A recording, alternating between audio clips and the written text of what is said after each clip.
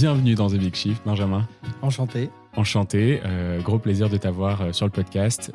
On s'est rencontrés grâce à Valentin Lautier qui est passé sur le podcast il y a quelques mois. Et donc ravi de parler avec toi de solaire et de solaire résidentiel. On avait fait l'épisode 119 avec Damien Salel sur comprendre l'énergie photovoltaïque et l'électricité. Là, on va parler spécifiquement du résidentiel et de est-ce que c'est une bonne idée en gros de mettre des panneaux solaires chez soi ? Aujourd'hui, les pubs, elles nous promettent de l'autonomie, des économies, le geste en plus pour la planète. Sauf que y a quand même beaucoup d'arnaques sur ce marché. Il y a une qualité qui n'est pas forcément toujours au rendez-vous. Il y a des promesses commerciales qui sont très jolies. Donc il y a des vraies questions auxquelles c'est difficile de répondre. J'ai posé quelques questions à mon audience pour savoir un peu quels étaient leurs questionnements sur ce sujet avant qu'on enregistre. Et il y en a quand même beaucoup qui reviennent qui sont peut-être des incompréhensions sur le secteur, sur qu'est-ce que ça veut dire l'autoconsommation. Est-ce que je peux consommer ma propre électricité ou est-ce que je suis obligé de la vendre sur le réseau ? À combien ? Qu'est-ce que ça va me rapporter ? Combien ça coûte l'installation ? Est-ce que j'ai un abonnement ? Est-ce que ça va me coûter de l'argent pendant 20 ans ou est-ce que en fait, je vais être rentable au bout d'un certain temps ? Donc voilà, c'est assez compliqué comme sujet.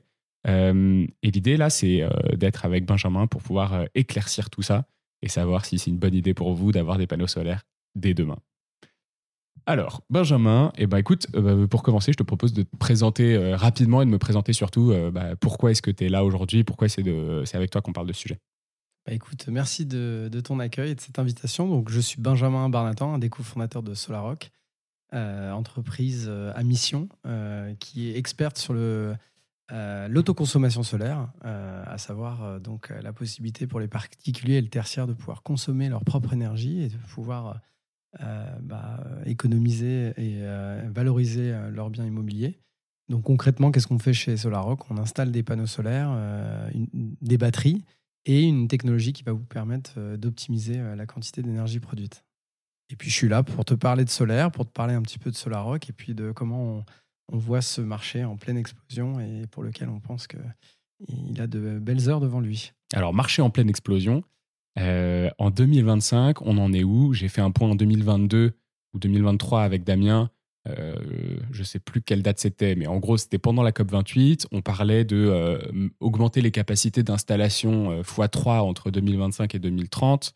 On disait que le solaire était l'énergie qui avait le plus progressé dans le monde sur 3 ans, que ça dépassait de très loin les installations éoliennes, les installations nucléaires et autres. Où est-ce qu'on en est en 2025, surtout sur le résidentiel ? Est-ce que les gens continuent de s'équiper de panneaux solaires ? Est-ce que ça ralentit avec notamment la guerre en Ukraine, avec la crise des ressources et des matériaux, surtout les crises minières ? Où est-ce qu'on en est aujourd'hui ? Est-ce que les panneaux solaires sont toujours de moins en moins chers ? Pour contextualiser, je vais te parler de solaire résidentiel. Donc effectivement, aujourd'hui, c'est un marché colossal. Tu as à peu près 600 000 foyers qui sont équipés en France. Tu en as 13 millions qui sont compatibles au solaire. Ça veut dire quoi, compatible au solaire ? Alors, compatible au solaire, ça veut dire qu'ils ont une toiture qui peut accueillir du photovoltaïque bien exposé et surtout des gens qui sont dans des zones qui peuvent accueillir du photovoltaïque, donc qui ne sont pas architectes bâtiments de France et des propriétaires immobiliers. Ouais. Donc, c'est un marché aujourd'hui qui a entre 3 et 4% de taux de pénétration, qui grossit de 30 à 40%. Ça veut dire que 3 ou 4% de pénétration, c'est quoi ? C'est-à-dire 3 à 4% de pénétration sur le marché compatible. Donc là, tu as 600 000 foyers équipés sur à peu près 13 millions de foyers compatibles. Et donc, c'est un marché qui, en France, sur le résidentiel, a bien du retard par rapport à nos voisins européens. Et surtout, tu as une progression aujourd'hui, pour répondre à ta question, tu as à peu près 200 000 foyers qui se raccordent au réseau par an. Donc, c'est un marché qui continue à croître de 30 à 40%.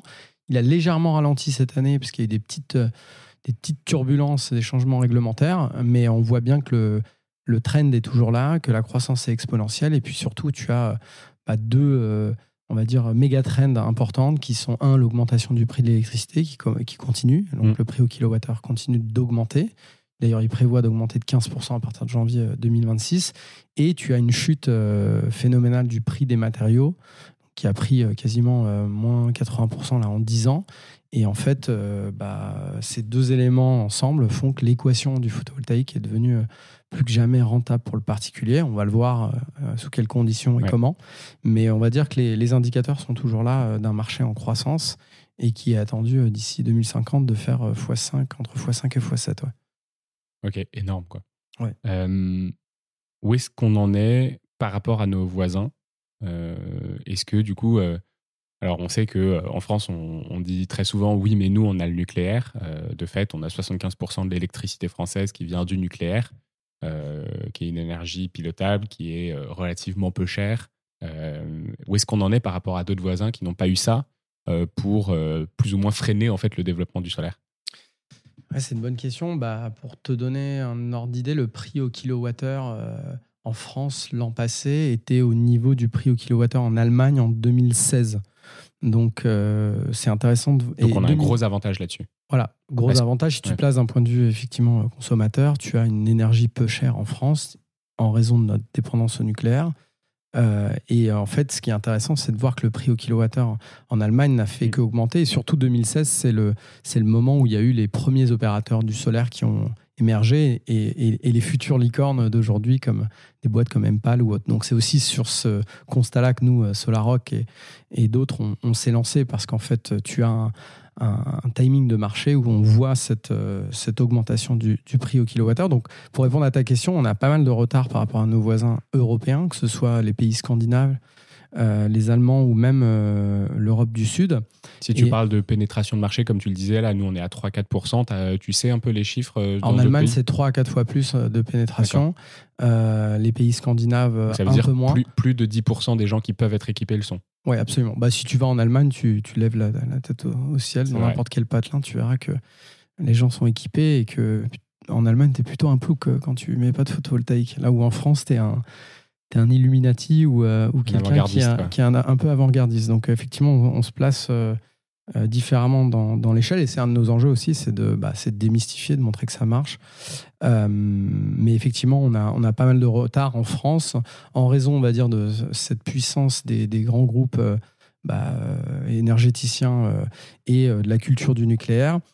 Aussi du fait d'un contexte réglementaire où il y a eu pas mal d'aides en fait, qui ont été mal comprises, mal expliquées. Il y a une complexité administrative qui s'est créée en France. Et en fait, force est de constater que sur tous ces leviers-là, petit à petit, c'est en train de s'améliorer.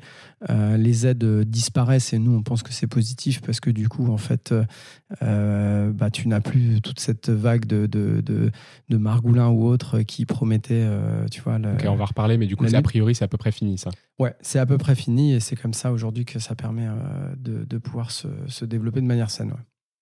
Ok. À qui est-ce que ça s'adresse, le solaire? Donc, tu disais qu'il y a à peu près 12 millions de foyers qui peuvent être potentiellement équipés. C'est qui ces 12 millions? Donc, tu parlais d'orientation de toiture, de zone géographique ou pas trop la zone géographique. Est-ce qu'on peut faire du solaire partout? C'est qui? Écoute, très bonne question. Le solaire, ça s'adresse à tout le monde en réalité. Ou que tu sois un foyer populaire moyen pour qui la facture d'électricité augmente ou que tu sois un foyer un peu plus aisé qui a des grosses factures d'électricité.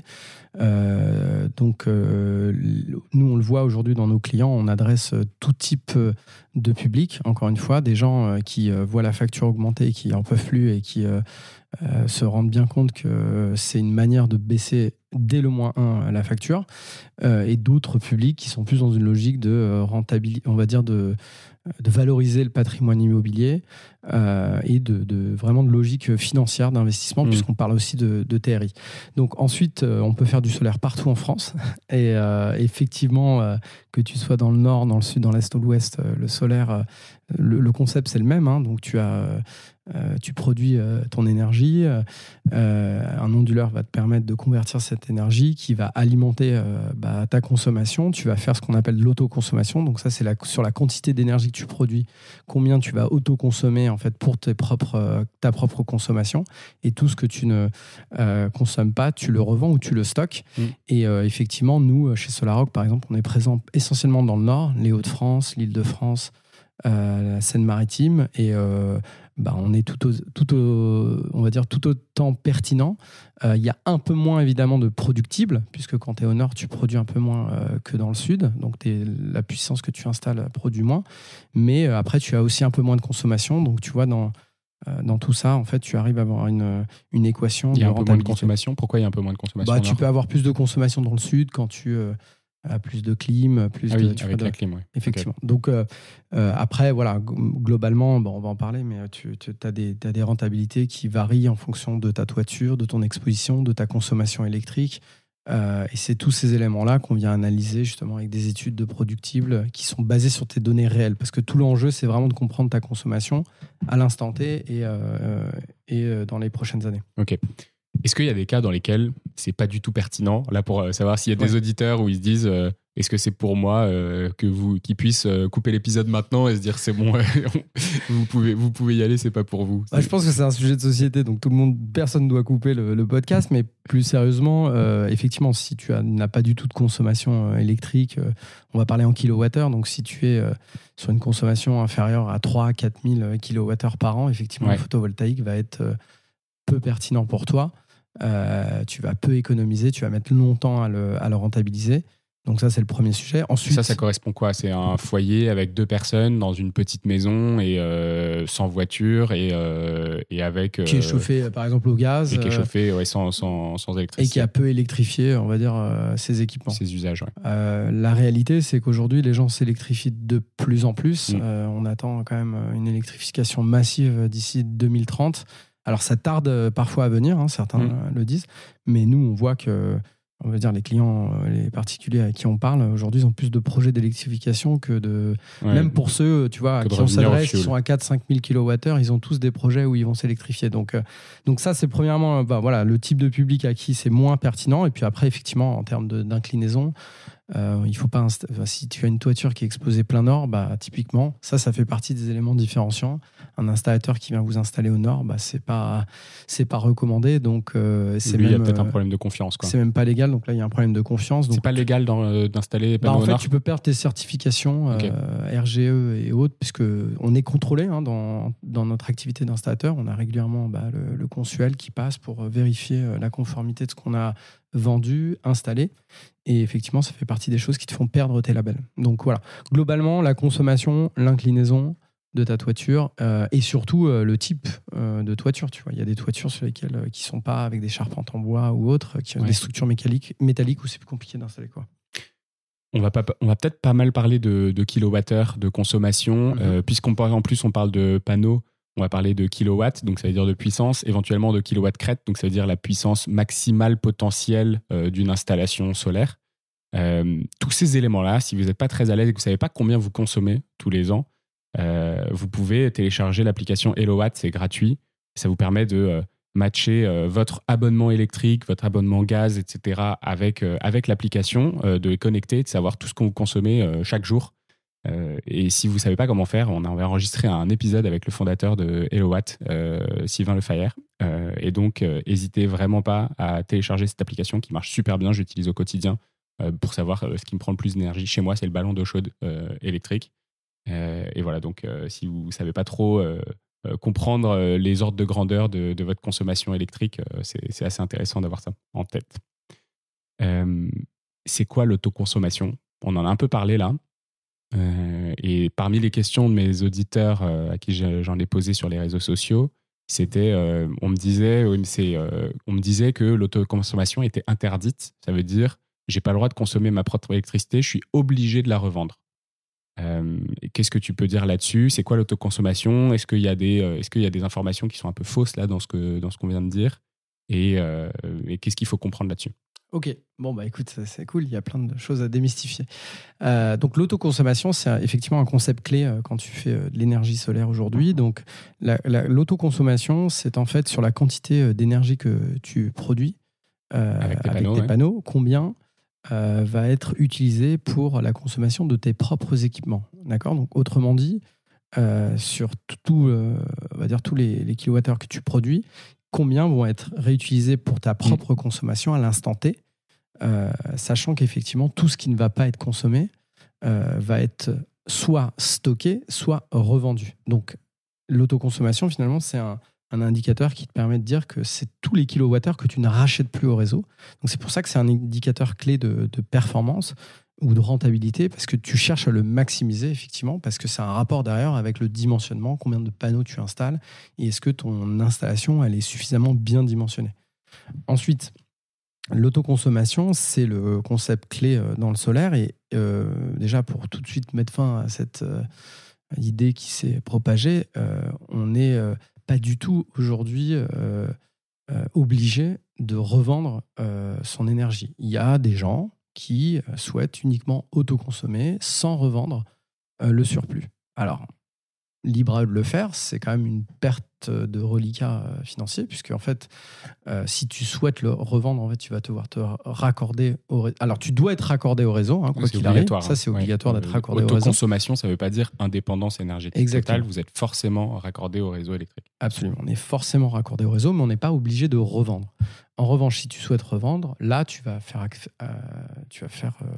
appel à un installateur certifié qui va justement pouvoir te permettre de revendre ce surplus à des tarifs fixes qui sont régis par ce qu'on appelle EDF, obligation d'achat. EDF-OA, oui. EDF-OA, oui. EDF-OA, ouais, et tout l'enjeu de ces dernières années, c'est que les tarifs de rachat diminuent de manière importante, favorisant justement le stockage et le pilotage de cette énergie avec des nouvelles solutions qu'on appelle EMS, Energy Management System. Donc, voilà, moi, ce que je comprends là, du coup, c'est que ce fameux on est obligé de revendre notre électricité. En fait, peut-être que ça a été compris dans l'autre sens. C'est plutôt EDF, si vous avez envie de le revendre, il est obligé de l'acheter. C'est plutôt dans ce sens-là. Ça veut dire qu'à ce moment-là, il y a un contrat entre EDF-OA, EDF obligation d'achat, et vous, où à chaque fois que toute l'énergie, enfin toute l'électricité que vous avez produite, mais que vous n'avez pas consommée parce que vous ne pouvez pas la stocker, donc ça veut dire que tout ce qui est produit à un moment T, mais que vous n'utilisez pas, ça revient sur le réseau à un tarif, mais du coup, tu dis qui est inférieur au tarif d'achat de ton électricité si elle vient du réseau. Donc, ça veut dire que tu vends moins cher au réseau que ce que tu achèterais au réseau. Absolument. Donc, aujourd'hui, tu vas être entre 20 centimes et 25 centimes le kilowattheure selon ton abonnement, si tu es en heure creuse, heure pleine, ce genre de choses. Quoi. Exactement. Et en fait, quand tu revends ce surplus à EDF-OA, selon évidemment la puissance de ton installation, mais pour les petites puissances inférieures à 9 kW crête, donc 18 panneaux, qui est un petit peu un indicateur, tu vois. Dans le résidentiel, clé dans le résidentiel, max, tu vas être à peu près à 4 centimes aujourd'hui de rachat. D'accord. Donc, tu vois, il y a une perte très importante entre tu achètes à 20, tu revends à 4, d'où cette idée d'aller de plus en plus vers du stockage, les solutions de stockage sous forme de batterie physique ou batterie virtuelle, on pourra en reparler, et surtout d'aller ajouter des systèmes de pilotage intelligent de ton énergie avec des EMS pour pouvoir optimiser ton autoconsommation. Donc vraiment, c'est vrai que l'autoconsommation, c'est pour ça que nous, chez SolarRock, on se définit comme un expert de l'autoconsommation solaire, parce que c'est la clé aujourd'hui de n'importe quelle installation réussie. Quand vous installez du coup un système, vous recommandez l'installation d'une batterie à chaque fois ? Ouais, aujourd'hui, donc nous, on a un peu moins de 2 ans chez SolarRock. On a vu vraiment l'évolution du marché où nos premières installations. Ça a dû bien évoluer parce que le montant des 4 centimes, moi, je ne l'avais pas du tout en tête et j'étais resté sur 13 ou 14 centimes. Ça a changé récemment, et je crois que... justement. Et c'est marrant parce que moi, je vois les premiers clients qu'on a installés ou à qui enfin voilà, c'est un petit monde le photovoltaïque. Il y a pas mal d'experts, mais tout le monde savait que globalement l'État était en train de grignoter sur ses tarifs de rachat. Donc on le disait aux gens, allez-y, équipez-vous vite parce que c'est assez exceptionnel. 13 centimes, vous allez voir que ça va être divisé. Nous, on pense que ça va même disparaître. Mais donc on a vu entre les premières installations où effectivement les gens qu'on a installés, tu vois, fin 2023.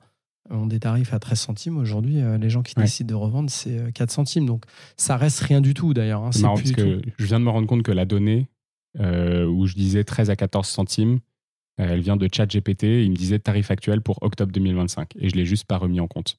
Remis en cause. Voilà. Et de fait, quand j'utilise ChatGPT pour m'aider à préparer mes épisodes, a priori, ce n'est pas toujours juste, surtout sur de la data. Je ferai plus attention la prochaine fois. Bon, après, pour te rassurer, ça change tous les trimestres. Même ChatGPT, tu vois, ChatGPT n'arrive pas à se mettre à jour. Nous, en tout cas, on est sur le qui-vive. Nos équipes, trimestriellement, tous les tarifs évoluent. Donc, voilà, il faut être bien regarder ça. De fait, du coup, j'imagine que ça augmente énormément le manque à gagner, le fait de vendre, et du coup, ça augmente énormément l'intérêt d'avoir une batterie. Ouais, l'appétence pour la batterie et pour les solutions de stockage. Pour les solutions de pilotage. Donc ça, c'est vraiment très important, les EMS.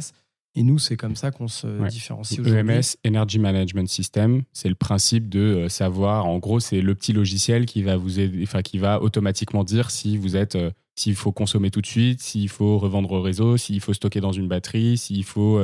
donc c'est ça qui va dire en fonction probablement là du maximal de... Peut-être que c'est des Energy Management Systems qui sont connectés à la météo pour savoir quand est-ce qu'il va faire beau, quand est-ce qu'il va faire pluie, savoir quand est-ce qu'il faut stocker, quand est-ce qu'il faut redistribuer dans le réseau, etc. Quoi, c'est ça. Ouais, je vois que tu es super bien informé. Donc, j'essaye de me tenir un peu au courant. Non, mais effectivement, c'est ce qui te permet de stocker et de redistribuer au bon moment. Tu as de plus en plus d'évolution dans ce système. Tu vois, nous, chaque trimestre, on est connecté à tous les fabricants pour choisir vraiment le matériel haut de gamme, mais effectivement, l'EMS, il va te permettre de gagner des points d'autoconsommation. Et, il va te permettre de dire exactement, tu vois, avec une interface hyper ergonomique, de pouvoir comprendre quelle est ta conso, quelle est ta production, comment tu vas pouvoir allouer une partie de cette production sur, justement, tu parlais de ton chauffe-eau tout à l'heure, ou la PAC pour pouvoir maximiser la rentabilité de ton dispositif, à quel moment tu vas remplir ta batterie et à quel moment tu vas revendre au réseau. Donc et effectivement, maintenant, tu as même la prise en compte. Tu as de l'IA qui vient se mettre dans un certain nombre de ces EMS les plus avancés pour vraiment maximiser la rentabilité. Donc, tu vois, ce qui est intéressant, c'est que ces ajouts type EMS viennent augmenter ton autoconsommation qui pouvait être en moyenne entre 50 et 60%. Ouais. Là, on arrive à des 80, 90, voire 95% avec le bon mix entre du stockage et de l'EMS. Ok. Bon, là, on a parlé beaucoup de valeurs relatives. Donc, qu'est-ce que ça vaut l'autoconsommation par rapport à l'achat, la batterie, etc. En termes absolus, ça coûte combien de s'installer une série de panneaux solaires et une batterie? Alors, évidemment, ça dépend de là où tu es, ça dépend de ta consommation électrique, on a dit, en fonction de ton foyer, de ton style de vie. Mais globalement, en gros, ce serait quoi le panier moyen? Là, on a dit pour une installation un peu maximale, donc les fameux 18 panneaux, 9 kW crête de puissance, avec une petite batterie de stockage, c'est quoi? Il faut compter combien en fait là-dessus? C'est une bonne question. Je vais plutôt m'orienter vers le 6 kW crête, donc 12 panneaux, 500 watts crête. Qui est le classique. Qui est un peu le classique. Tu vas être aujourd'hui pour une installation... alors, tout dépend évidemment du matériel que tu installes, en termes d'équipement, qu'il faut choisir aussi des équipements à la pointe du marché en termes de garantie, d'onduleurs et de batterie. Donc ça, c'est des sujets un peu techniques sur lesquels il faut bien se renseigner. Onduleur, c'est quoi? C'est l'outil qui permet de passer d'un courant continu courant alternatif. C'est ça. Donc à la maison, on utilise du courant alternatif parce qu'il est sécurisant, c'est ça? C'est ça. Et les panneaux solaires, ils créent de l'énergie en courant continu parce que l'énergie solaire est continue. C'est ça. Gros. Et donc, donc après, tu as un onduleur centralisé qui se situe dans la maison, soit des micro-onduleurs qui se situent sous chaque panneau. Nous, on est plutôt des fans du micro-onduleur chez SolarRock parce qu'on pense que ça te permet d'avoir un meilleur monitoring en fait, de la production de chaque panneau et c'est plus sécurisant en fait, que cette transformation de courant se fasse pas dans la maison, mais sur le toit. Donc, effectivement, c'est ça. Une installation solaire complète, c'est un panneau solaire, des onduleurs et effectivement des coffrets et derrière la solution de stockage. Mais ta question, c'était, j'ai oublié. Ça coûte combien? Ça coûte combien? Donc, sur un 6 kW crête, tu vois, avec un système de batterie, la batterie, justement, il y a différents dimensionnements de cycle de décharge et autres, mais tu vas être à peu près entre 15 et 20 000 euros hors taxe sur ce type de dispositif. Et selon ta consommation, c'est des dispositifs que tu vas pouvoir rentabiliser là aussi entre 6 à 12 ans selon tu te situes selon l'inclinaison de ta toiture, selon la consommation, etc., etc. Et c'est tout l'enjeu, c'est de bien comprendre combien vous économisez et combien de temps vous mettez pour repayer cette installation. Ouais, sachant que ça dure 25 ans. Donc ça, on dit rentabiliser, ça veut dire quoi? Ça veut dire à partir de quand ces 20 000 euros qu'on a dépensés permettent de compenser tout ce qu'on aurait dépensé en électricité sans avoir les panneaux? Ouais, c'est une bonne question parce que souvent les gens confondent rentabilité avec ROI, avec TRI, et on voit que... Alors, ROI, c'est retour sur investissement. Rentabilité, c'est quand tu commences à faire des bénéfices avec ton installation. Et TRI, c'est le taux de rendement interne. Donc là, j'imagine que c'est un calcul un peu plus compliqué. Ouais, voilà, exactement. Et c'est assez similaire à l'immobilier. Donc, quand on dit... En général, les gens utilisent le mot rentabilité, à tort ou à raison, mais pour dire en combien de temps j'amortis mon coût de départ. Donc, amortir, ça veut dire que chaque année, grâce à ta centrale solaire que tu installes sur ton toit, tu vas auto-consommer, tu vas réduire aussi un montant de facture. Et chaque mois, année où tu réduis ta facture, tu repayes finalement l'investissement de CAPEX T0 que tu as payé. Donc, en général, ça met entre 6, 10, 12 ans, ça dépend de où tu te situes. Ce qui est important, c'est de dire que... Par ailleurs, il y a cette notion de TRI, taux de rendement interne, c'est à combien tu places cet argent. Donc, si tu places ces 15 000 euros, donc pour revenir à l'exemple d'avant, 15 000 euros que tu places à l'instant aujourd'hui, tu peux, avec le photovoltaïque, tu as des TRI qui vont de 10 à 15, voire 20% net d'impôts. Donc, c'est comme si tu plaçais 15 000 euros aujourd'hui à 10% net d'impôts par an. Donc, ces 15 000 euros te rapportent 10%. Tu vois. Donc, et en fait, parfois, les gens ont tendance à... Je n'ai pas très bien compris là ce dernier point. Comment là, c'est si tu les plaçais où? C'est le fait d'avoir. Là, je me place du point de vue des gens qui considèrent aussi le photovoltaïque comme un placement financier. Ouais. À savoir que, tu vois, aujourd'hui, quand tu places, je sais pas, 10 000 euros dans de l'assurance vie, ça va te rapporter 1,5% par an. Ouais, ok. Voire un peu moins, je crois, dernièrement. Je sais pas. Sur un livret A, tu veux dire. Sur un livret A. 1,7. Ouais, c'est ça. Donc, ça veut dire que tu places 10 000 euros qui, chaque année, te délivre 10 000 euros fois 1,07%. Et après, tu mets à la puissance, puisque chaque année, tu vas le placer pendant 8 ans. C'est pareil avec le photovoltaïque. Tu places 15 000 euros qui vont te délivrer un TRI, donc un rendement interne je te disais, entre 10 et 15%. Donc, pareil, sur une durée, pour le coup, très importante, puisque la durée de vie des panneaux et du matériel, c'est plus de 25 ans. Et donc ça aussi, c'est une manière de valoriser cet investissement-là.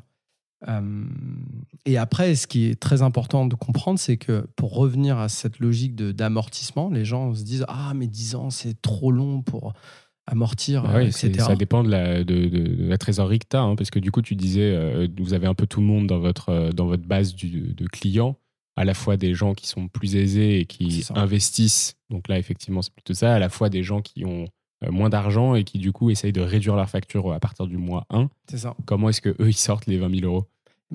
Ça, c'est une bonne question, mais ils peuvent le sortir de différentes manières. Il y a des solutions de prêt, d'abonnement. Nous, tu vois, aujourd'hui, on a aussi des solutions d'abonnement qui te permettent de faire correspondre la mensualité à l'économie d'énergie rendue possible par le photovoltaïque pour que tu sois cash flow neutre, comme on dit. Donc, tu as des solutions de prêt. Et puis après, ça veut dire que ton remboursement de prêt, il te coûte moins cher que le fait de ne pas acheter ton énergie, quoi. Alors, ce n'est pas toujours le cas, mais en tout cas, ça fait partie des choses où on apporte du service, tu vois, à nos clients.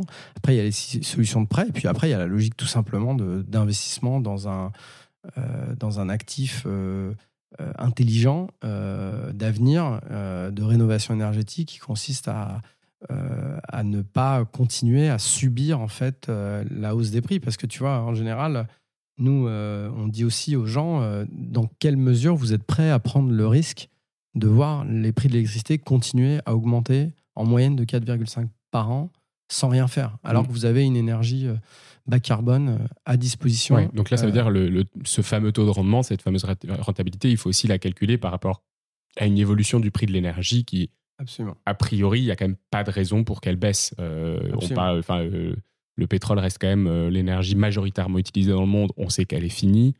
Globalement, a priori, il n'y a pas de raison pour que le prix de l'énergie globale dans le monde diminue, quoi.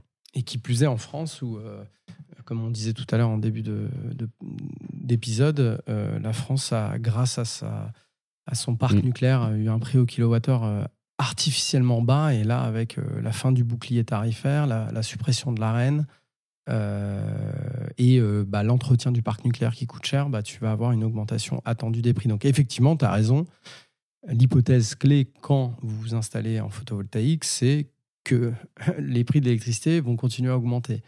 Depuis 2004, les prix en France, donc sur les 20 dernières années, les prix de l'électricité ont augmenté en moyenne de 4,4% par an. Donc, tous les experts du marché de l'énergie s'alignent pour dire que c'est une hypothèse réaliste à minima pour les 15-20 prochaines années. Et surtout qu'augmenter de 4% par an, c'est pas du tout une croissance linéaire, c'est une croissance exponentielle du coup. Oui, c'est une croissance exponentielle d'ailleurs qui a eu des variations hyper fortes avec les derniers épisodes qui se sont passés ces dernières années, la guerre en Ukraine ou autre. Là, ça s'est stabilisé cette année, mais ça va repartir à partir de 2026. Mais effectivement, tu as raison, un investissement photovoltaïque réside aussi dans la croyance. Pour nous, c'est pas une croyance, c'est un fait. C'est scientifiquement prouvé que les prix de l'électricité vont augmenter. Voilà. Est-ce qu'il y a des coûts cachés dans l'investissement photovoltaïque? Je pense que tu vois, quand on parle de ces rendements, on parle pas forcément d'aléas climatiques, un coup de grêle sur ta toiture. On parle pas de problèmes potentiels. Tu vois, il peut y avoir ce genre de choses. Est-ce qu'il y a d'autres coûts de l'entretien dont on prend pas trop en compte là les informations? Alors il y a pas de coût caché, ou enfin, en tout cas, tu vois, le principe d'un coût caché, c'est quand on te dit pas comment marche une installation. Donc les coûts à prévoir dans une installation photovoltaïque. Alors de fait, un installateur doit légalement te proposer un contrat de maintenance. Un contrat de maintenance, c'est un check-up des panneaux, des onduleurs, qui est prévu dans ta prestation. Quand on parlait des prix tout à l'heure, ça prévoit entre autres ce type de prestation. Après, si tu veux l'étendre dans la durée, c'est un peu plus cher. Et surtout, en fait, une grande partie de la maintenance des panneaux se fait par la pluie, tout simplement. Donc, et tu es assuré contre les intempéries, grêle et autres. Donc, le sujet de la maintenance, ça n'en est pas un véritablement. Le matériel, en fait, il dure 25 à 30 ans. Donc, quand on disait tout à l'heure, je sais pas, tu vas mettre 12 ans à repayer tes panneaux, il faut bien te dire que l'installation, elle dure 25 ans. Donc, ça veut dire qu'à partir de la 13e année, tu gagnes de l'argent. Gagner de l'argent, c'est-à-dire que tu ne rachètes plus du kilowattheure au réseau. Donc, ça aussi, c'est quelque chose que les gens ont parfois tendance à sous-estimer. Donc, voilà, le matériel, il est sur 25-30 ans. Tu as parfois l'onduleur, par exemple, lui, n'est pas sur 25-30 ans, il est plutôt sur une durée de 15 ans. Donc tu peux, mais c'est comme tu vois un téléphone portable ou un ordinateur, c'est pas parce qu'il a il n'y a pas d'obsolescence programmée à partir de la 15e année, mais tu peux avoir une nécessité de changer ce matériel. Mais par exemple, ça, si tu fais le boulot avec l'installateur, tu verras que tu as des garanties pièces main-d'œuvre qui te permettent de subvenir à ce type de... Et ça militerait plutôt pour avoir un onduleur unique plutôt que 6 onduleurs à changer sous 6 panneaux différents. Ça fait partie effectivement des arguments en faveur de l'onduleur unique qui coûte moins cher et qui se situe au niveau d'un local.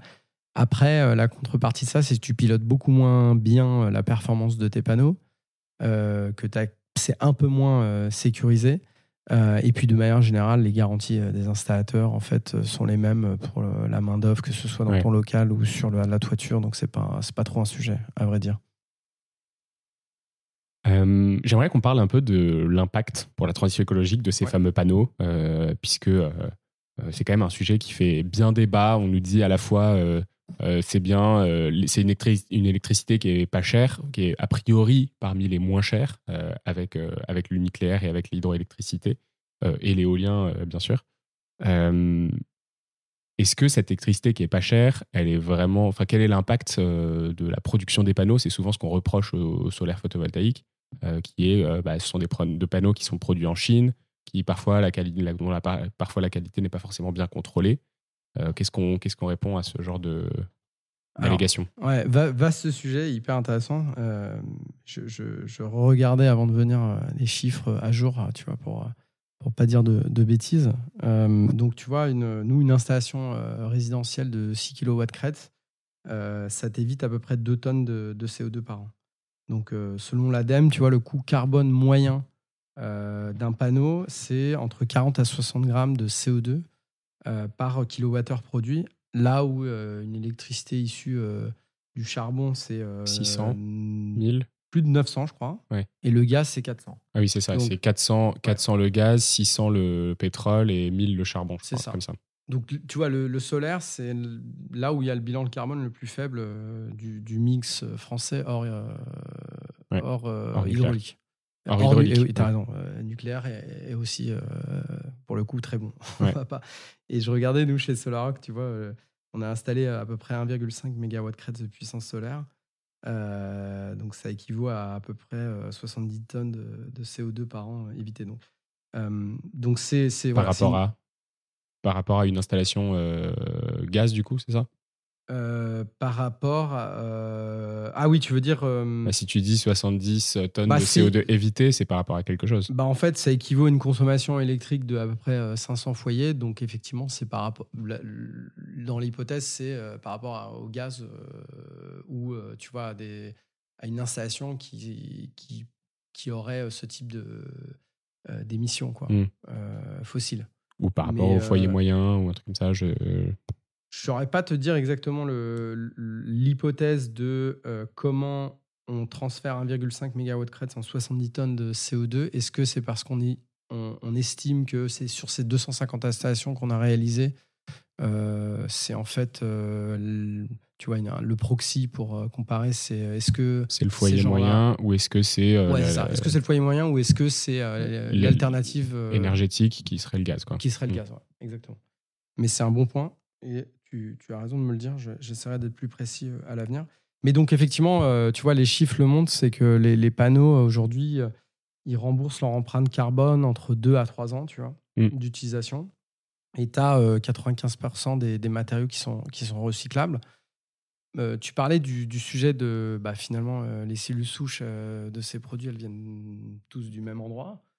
La Chine, on va pas se leurrer.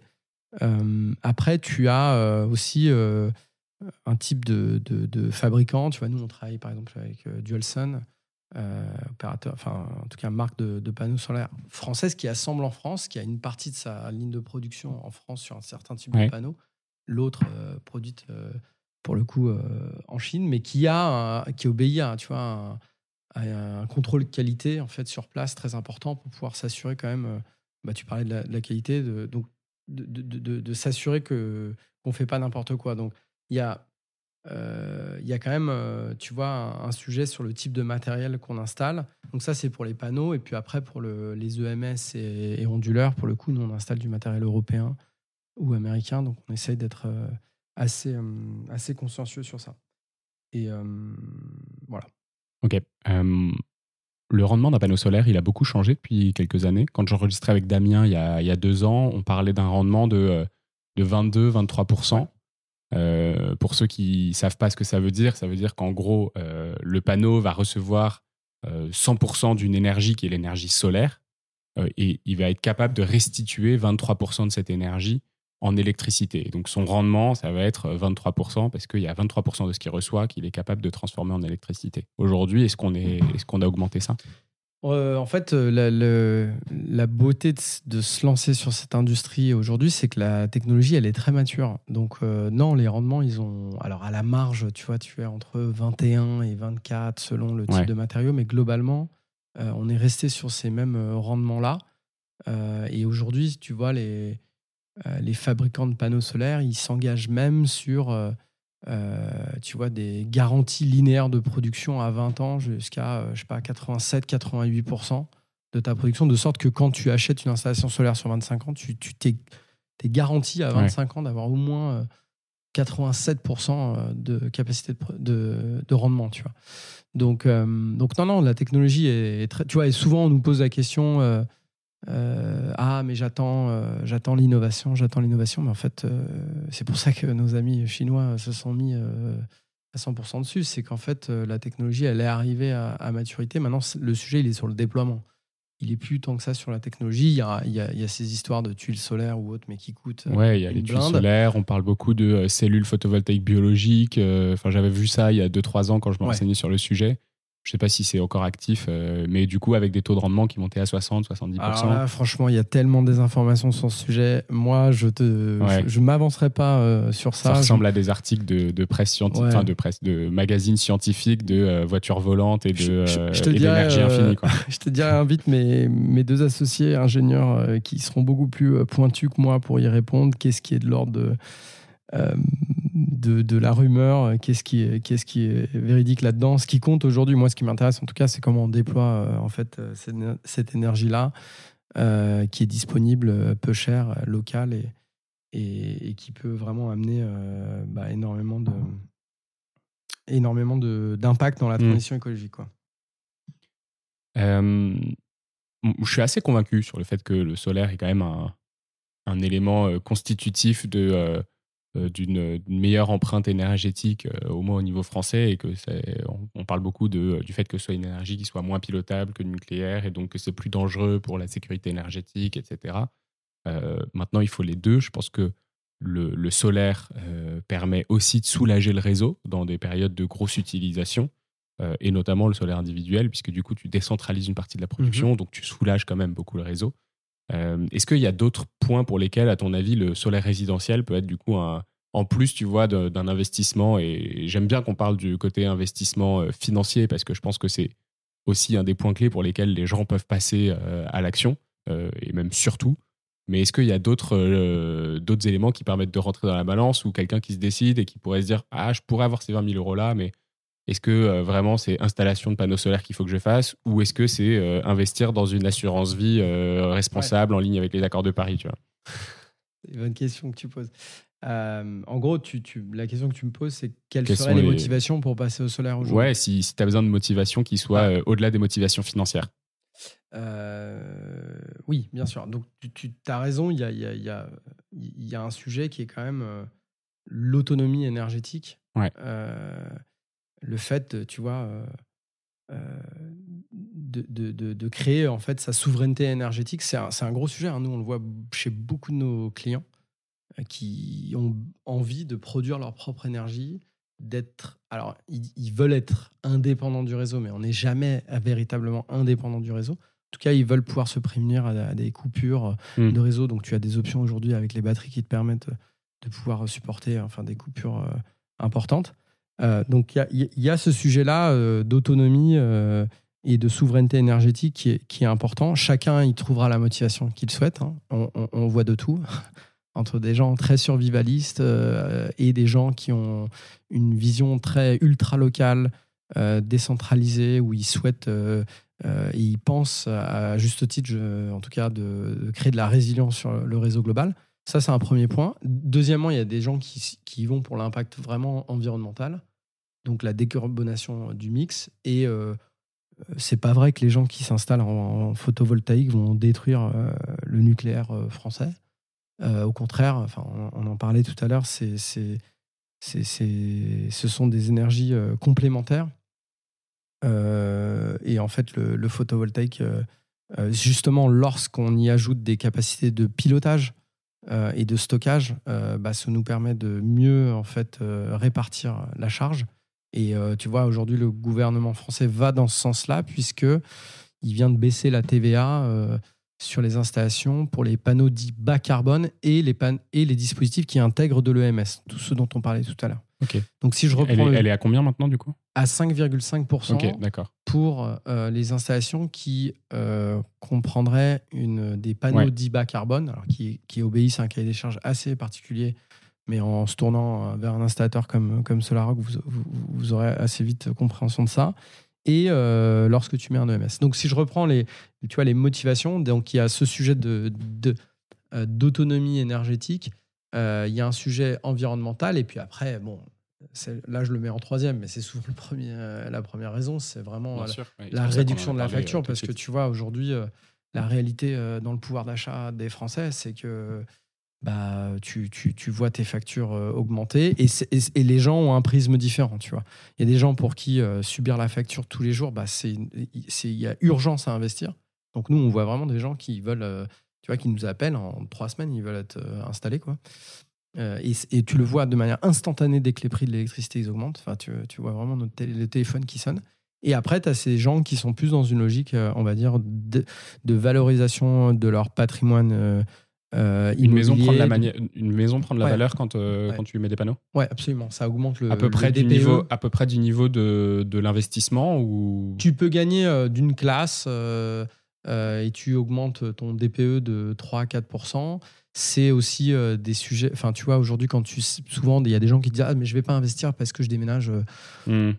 Évidemment, si tu déménages dans 2 ans, je te dirais n'investis pas dans le solaire, prépare ton déménagement.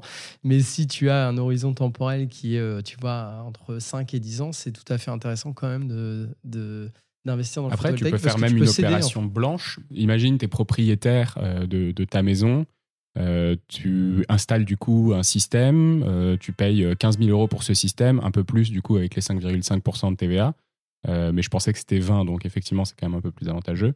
Et finalement, peut-être que ta maison, 3 ans plus tard, tu auras fait un peu d'autoconsommation, donc tu auras dépensé un peu moins d'électricité, et derrière tu auras revendu ta maison avec un premium du montant de l'installation que tu as faite, donc les fameux 15 000 €. Donc finalement, tu peux céder de contrat, c'est ça qui est hyper intéressant. Et tu cèdes le contrat. Tu vois, vous appelez votre agent immobilier, votre notaire, vous verrez que ça se cède hyper facilement. Nous, on voit même là des gens qu'on a installés, et tu vois, on n'a que 2 ans d'existence, et en fait, qui cèdent le contrat. Donc ça, c'est pas... Et ils valorisent. Donc il faut vraiment que tu vois ça comme d'ailleurs, quand on te fait une étude de productible, tu as un tableau de trésorerie où tu vois vraiment année 1, combien tu autoconsommes, quelle est ta réduction de facture, quelle est la revente annuelle que tu fais.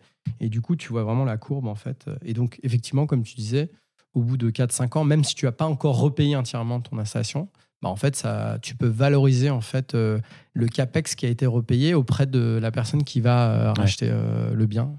Voilà. Donc, et de manière générale, si tu veux, il y a un sujet aussi où nous, on voit la première génération de gens qui se sont installés au photovoltaïque. Et on voit que c'est des gens qui ont... alors, il y a eu des gens déçus du solaire, faut pas dire le contraire. Enfin, tu vois, il y a eu des gens qui se sont fait un peu berner parce qu'ils ont été mal installés et autres. Donc, tu as plein de gens qui nous appellent pour faire de la maintenance. Mais tu as aussi des gens qui se disent c'est le meilleur investissement que j'ai fait il y a 10 ans, quoi. Et c'est assez exceptionnel de voir en fait ce marché de niche.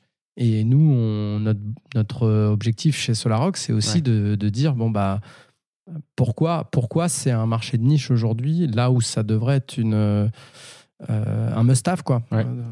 Très bonne réflexion. Du coup, comment est-ce qu'on fait pour pas se faire arnaquer s'il y a une bonne partie, il y a quand même, moi, je vois des gens qui effectivement m'ont dit, non, mauvais investissement de solaire, c'est vraiment une connerie. Est-ce que c'est lié effectivement à une mauvaise installation, à d'autres points, peut-être un installateur qui a été un peu trop coulant et qui leur dit si ça va être une bonne idée, mais qui n'a pas vraiment fait ses analyses. Comment est-ce qu'on fait pour se protéger de ça et à côté de ça, en fait, on n'a même pas parlé, mais c'est un marché qui est très très fragmenté, c'est-à-dire qu'il y a beaucoup de tout petits installateurs, mais que du coup très difficile de faire la part des choses, d'aller regarder qui est le bon installateur pour soi, de comparer des devis. Il n'y a pas d'acteur de référence, de confiance qui permet d'avoir une sorte de point de comparaison global, quoi. Ouais, c'est une bonne question. Et nous, c'est dans la genèse et l'ADN même de Solarock, tu vois, de mettre fin en fait à cette absence de standard de transparence et d'aider les gens à faire un choix viable. Il y a plusieurs techniques pour ne pas te faire berner. Surtout à l'ère du digital en 2025. Déjà, comprendre quelle est la société à laquelle vous avez affaire. Est-ce qu'il y a un SIRET, il y a des clients. Est-ce qu'il y a des clients auxquels vous pouvez un portefeuille de clients et qui vous pouvez vous mettre en relation.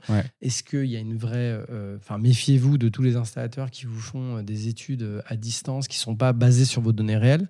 Donc nous, chez Solarock, par exemple, on fait une vraie étude de productible où on vient directement, tu vois, grâce à ta facture, récupérer tes données PRM de ton point de livraison capter vraiment tes courbes de PRM, charge. du coup, c'est votre compteur Linky qui va dire vous consommez tant à peu près par jour, avec des données de charge en fonction des heures de la journée qui vont être de temps ou temps, etc. quoi. Absolument. Donc, on récupère tes données réelles. On a des logiciels de dimensionnement, tu vois, en 3D, on voit ta maison. On est capable de exactement dire, en fonction de cette inclinaison, quel va être le rendement et la puissance de ton installation, et du coup de te rendre une vraie étude. Et surtout, on vient faire une visite technique. Ça, c'est le gros enjeu. Une étude de rentabilité, j'imagine. Une étude quand je dis étude de productivité, pardon, ça veut dire étude de rentabilité, mais qui est basée donc sur des données théoriques qu'on récupère dans notre découverte avec toi, mais aussi on vient chez toi.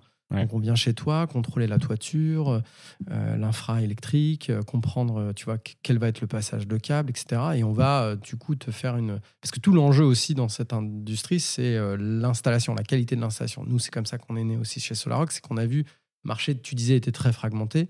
Il y a des gens qui font que de la vente, d'autres qui font que l'install, et il n'y a personne qui est verticalement intégré. Nous, on fait les deux. Et on pense que ça, typiquement, c'est un gage de sécurité, parce que tu sais que la même personne, le bureau d'études qui te fait l'étude, le technicien qui vient de faire la visite technique et les installateurs derrière qui vont installer, c'est la même équipe. Et tout ça, ça va. Donc, tu vois, en réponse à ta question, pour ne pas se faire arnaquer, il faut s'assurer que donc, les process, je veux dire, et l'étude est viable et basée sur des données réelles et ils sont venus chez vous, que l'installateur il a des certifications RGE, QualiPV, même si c'est pas suffisant, tu vois. Et surtout, réfère-toi au devis final, quoi, tu vois.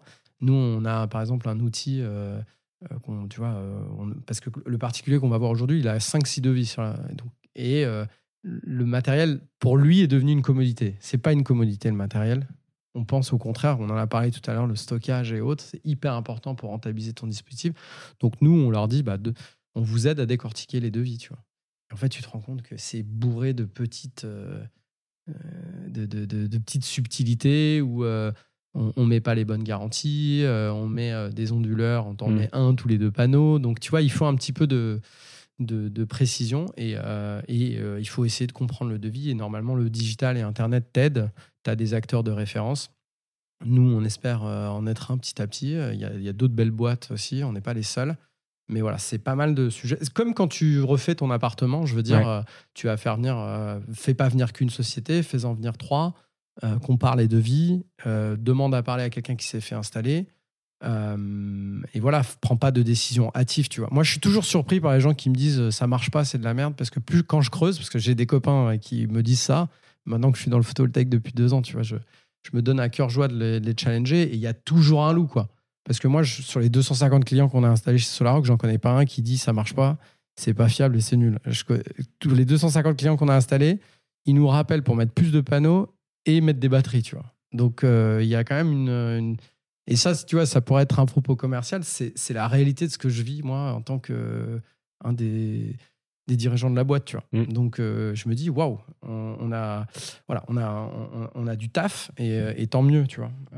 Mais surtout, il faut qu'on rassure les gens sur le fait que c'est une technologie qui marche et que c'est rentable, mais que vous devez bien vous faire accompagner, quoi. Pourquoi est-ce que c'est quoi ton avis là-dessus? Pourquoi est-ce que ce marché il est aussi fragmenté? Pourquoi est-ce qu'il n'y a pas des très gros là-dessus, des NJ qui auraient pu se poser sur ce genre d'action? Pourquoi est-ce que c'est un marché qui est aussi fragmenté, un peu comme le bâtiment et comme le BTP, il n'y a pas de très très gros acteurs pour les particuliers, quoi. Ouais, mais c'est pareil là, tu vois, c'est la deuxième jeunesse de pourquoi on fait Solarrock et pourquoi on le fait sous le modèle, peut-être qu'on en parlera notamment de la franchise.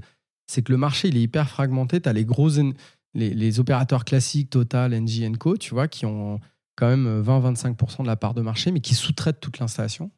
Et donc, tu te retrouves avec des prix mais démesurés. Tu vois, on parlait du 6 kW crête tout à l'heure, avec une batterie, on disait entre 15 et 20 K euros hors taxe. Tu vas voir Engie Total pour le même dispositif, à matériel équivalent, et 20-25% au-dessus du marché. Pourquoi ? Parce que c'est des business units qui ne sont pas prioritaires pour eux, qui font de la sous-traitance, qui globalement se concentrent pas sur ce type d'activité. Et donc, après, tu as 5 à 6 000 petites entreprises en France qui font de l'installation photovoltaïque. Ça va du petit artisan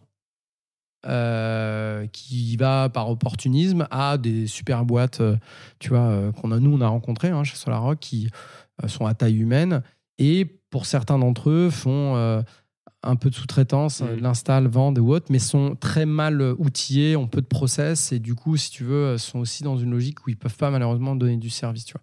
Et après, tu as tout ce qui est les marketplaces, quoi.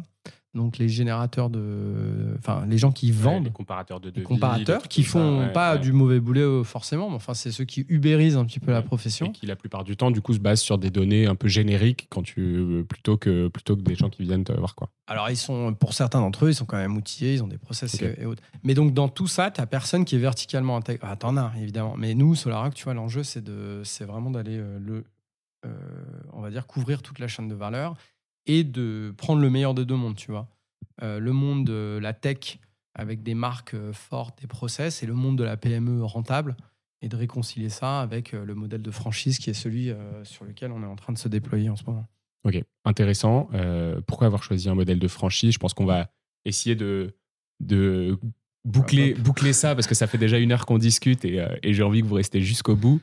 Mais c'est intéressant parce que du coup, a priori, ce modèle de franchise, c'est un modèle qui à la fois vous permet de bénéficier tu disais du coup d'outils technologiques qui permet vraiment d'analyser, de faire le suivi de charge, de tout ce logiciel de gestion de MS. À côté de ça, du coup, ça vous permet aussi de décentraliser et d'être proche des gens chez qui vous installez. Est-ce que ça comporte des dangers, le fait d'avoir des franchisés au bout d'un moment, si vous en avez 50, 100, est-ce qu'on est toujours en mesure de les contrôler autant que quand on en a 2, 3 ? Comment est-ce que vous allez gérer ça ? Ouais, c'est une très très bonne question.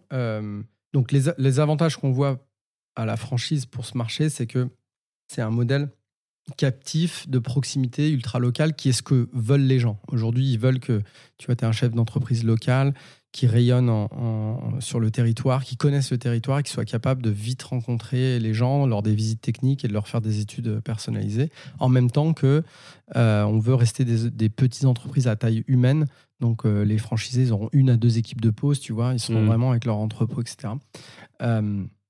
Donc on pense que ça a un vrai avantage, tu vois, pour pouvoir se développer vite en ayant la main mise sur tes forces d'installation, une proximité et une capacité, grâce à une tête centrale, qui est chez SolarRock qu'on crée, qu'on leur donne accès à des services, donc de centrales d'achat, de produits, de CRM, qui vont les rendre plus rentables. Parce que le gros sujet sur le photovoltaïque, c'est que tu as eu beaucoup d'entreprises qui se sont créées, mais tu en as très peu qui sont rentables. Et donc, tu as des entreprises qui émergent d'un coup, comme ça, en 3-4 ans, et puis ensuite qui, du coup, comme elles n'ont pas variabilisé leurs coûts, tu vois, explosent en plein vol.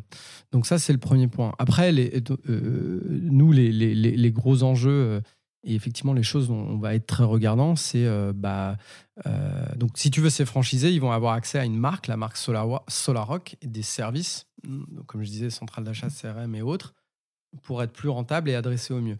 Après, les enjeux, là, on est au début, on va lancer nos premiers franchisés là, ce trimestre.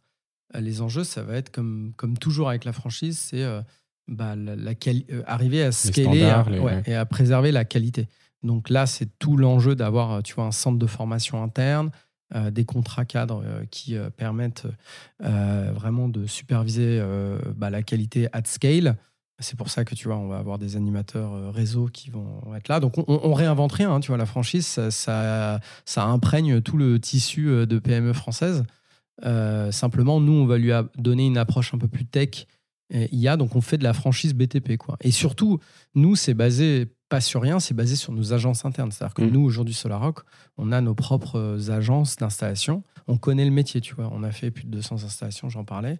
Et on a prouvé qu'on arrivait à pouvoir développer, à pouvoir être rentable, et on veut préserver ce modèle-là avec les franchisés. Ouais. Comment est-ce que tu vois, pour conclure cet épisode, le scénario un peu idéal dans 10 ans, dans 15 ans? Qu'est-ce que c'est? Est-ce que du coup tu te bases sur ce qu'on voit chez les voisins? Est-ce que tu imagines un truc? C'est quoi ton scénario un peu idéaliste d'entrepreneur du coup là-dessus? Ouais, c'est marrant que tu poses cette question, parce que quand tu bosses comme un fou, comme la tête dans le guidon. nous, à la tête dans le guidon, tu travailles toujours pour ce scénario où tu as envie d'avoir de l'impact. Sur ton podcast, tu reçois beaucoup de gens qui veulent avoir de l'impact. Moi, tu vois, avant SolarRock, j'étais un des premiers employés de Lime dans la mobilité électrique. Donc, j'ai lancé Lime. Concurrent de Uber, du coup, pour ceux qui ne savent pas. Sur une partie de leurs activités. Sur une partie de l'activité, ouais, effectivement. Sur les vélos, les trottinettes. Sur les vélos et les etc. trottinettes. Ouais. Donc, bon, sujet aussi parfois un peu conflictuel, mais en tout cas, vrai service apporté dans les villes. Et effectivement, moi, ce qui était incroyable, c'est la vitesse d'exécution. Alors après, on a eu des externalités négatives qu'on a cherché à réguler, mais en tout cas, c'est l'impact qu'on a eu en s'imposant comme un moyen de transport plébiscité par, tu vois, les citoyens d'une ville, et de voir comment tu changes à tout jamais l'environnement de la ville. Moi, c'était exceptionnel puisque je lançais les villes au démarrage. Tu vois, j'ai lancé Paris, j'ai lancé Lisbonne, j'ai lancé Bruxelles, et tu vois comment d'un coup tu changes les usages. Et ça a un poids très fort. Donc, par analogie, ce qu'on a envie de faire chez SolarRock avec mes associés, c'est que nous, on voit on croit vraiment très fort à cette technologie. On est pro-ENR, évidemment, pro-photovoltaïque. On va chez nos voisins européens, on se dit, mais c'est une évidence là-bas. Et on n'a qu'une envie, c'est de voir cette technologie, tu vois, irriguer les foyers français. Donc, la vision du succès pour nous, c'est de passer, tu vois, d'un taux de... Si je suis monocentré SolarRock, j'ai envie d'être le leader du photovoltaïque résidentiel d'ici 2030 et équiper plus de 150 000 foyers.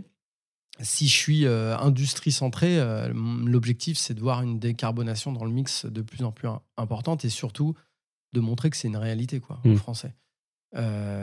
Et humblement contribuer à ça en développant SolarRock qui a de beaux jours devant lui. Trop bien. Écoute, merci beaucoup Benjamin d'être passé dans The Big Shift pour nous expliquer tout ça. J'ai appris plein de trucs. J'espère que vous aussi. Et si vous êtes encore là, vous faites clairement partie de nos auditeurs préférés après 1 heure d'épisode. Donc profitez-en en fait pour nous envoyer des petits messages, surtout pour mettre un commentaire sur l'épisode, pour mettre un like, vous abonner si ce n'est pas encore déjà fait. Vous êtes presque la moitié à écouter le podcast régulièrement sans vous abonner. Donc là, c'est vraiment le moment, si vous êtes encore ici, pour vous abonner et pour nous laisser des petites étoiles sur toutes les plateformes de streaming. Et moi, je vous retrouve très très bientôt pour un nouvel épisode. À très vite. Ciao. Salut Benjamin. Merci, salut. C'est la fin de cet épisode de The Big Shift. J'espère qu'il vous a plu et que vous en avez retiré quelque chose pour votre vie quotidienne. C'est ça le plus important. C'est beaucoup plus simple de parler du sujet sensible de l'environnement quand ses amis ou sa famille sont vraiment informés.